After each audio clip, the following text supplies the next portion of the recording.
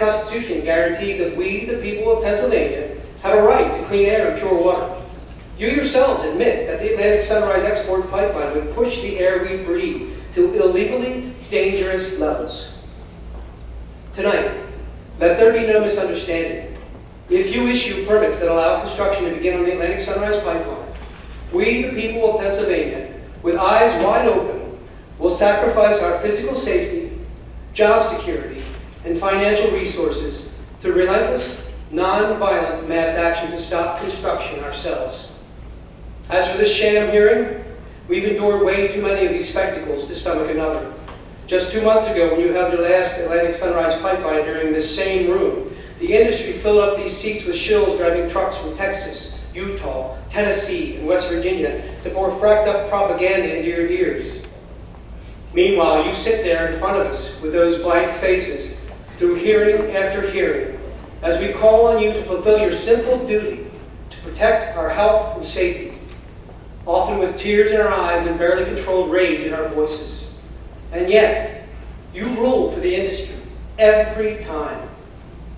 In short, the gas industry owns you. And we're done playing your game.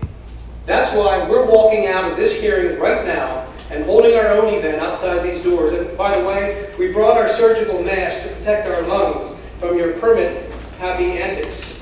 And we warmly welcome the media to join us outside, because that's where the real story is.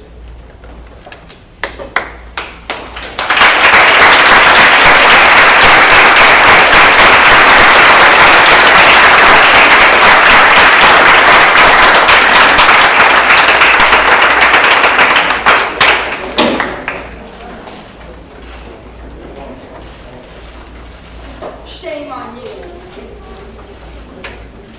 We can't breathe Maryland air.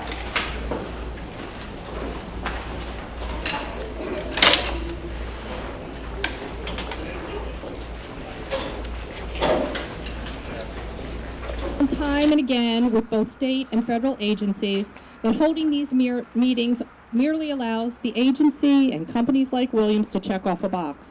We have never found there's any desire to take our input into account. The only real meeting is here, outside tonight. We have no faith in the DEP, no faith in FERC, no faith in our local legislators, no faith in the laws that we thought would protect us, and they have earned that lack of faith. Landowners and community members have been betrayed at every turn. Democracy is broken, and time to fix it is running out. In elementary school, we were taught that our government is of the people, by the people, and for the people. And in reality, it has been bought and paid for by those with resources most of us cannot imagine to expand their financial reward at the expense of nearly every other American. I just want to say that we have been faced with a lot of repression as this has developed. And I want you to look at that, and I want you to not get freaked out by it, because it can be scary what they do to other people. But if we watched what happened out at Standing Rock and we decided not to fight, what good would it have done anybody out there or here? So it's like you're going to probably see some scary things maybe when they come in to raid the camp or whatever it is they decide to do. But I do not want anybody to get discouraged by that. We're ready for that. We've been ready for that, for the hammer to fall for more than 6 months now at the camp. So we're just going to keep doing what we're doing, and we're hoping to inspire people with that. Lately it has gotten really heavy. If you're friends with me on Facebook, you might see some of the things I post, and we are getting death threats now. And,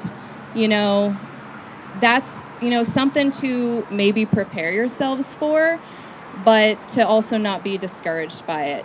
And I wanted to talk about why I'm wearing this shirt that I'm wearing today, which is from the Industrial Workers of the World, because a fellow Wobbly of mine, fellow union person, was killed in Charlottesville over the weekend by white supremacists.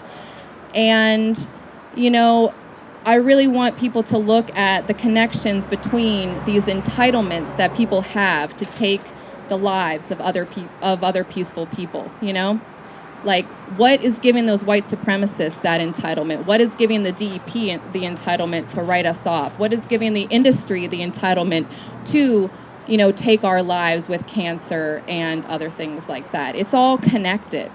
So it's really important to, you know, be aware of all of these different interconnected ways that these oppressions are happening to us, and to really stand up for other people when we see it happening, and not just get hyper-focused on our own fights that are in our backyard.